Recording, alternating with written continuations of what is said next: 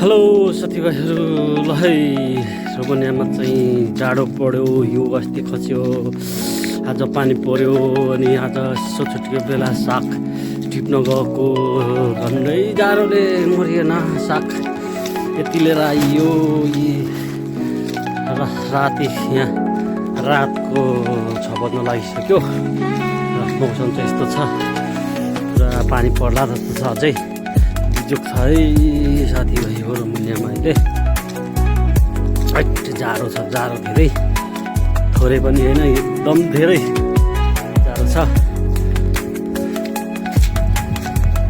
ल ब्याकग्राउन्ड सक्नुभयो होला, पुरा बादल यस्तो छ, पानी अहिले झर्ला जस्तो छ, अहिले चुङ्गा जस्तो छ, छिटाउने छ मर्का। ल अब म चाहिँ साग टिप्ले थोरै, अब यसलाई चट्ट बङ्गुरको मासुमा लाएर खाने, बङ्गुरको मासुसँग लाएर टक्कै खाने हो भने जाडोले यस्तो साह्रो बनाइरहेको छ है साथीभाइ हो। हेर त अनुहार पनि कठाङ्ग्रिएर पुरै जाडोले गर्दाखेरि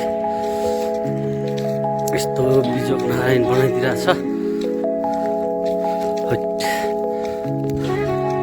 ल हामी काम गर्ने कम्पनी हो।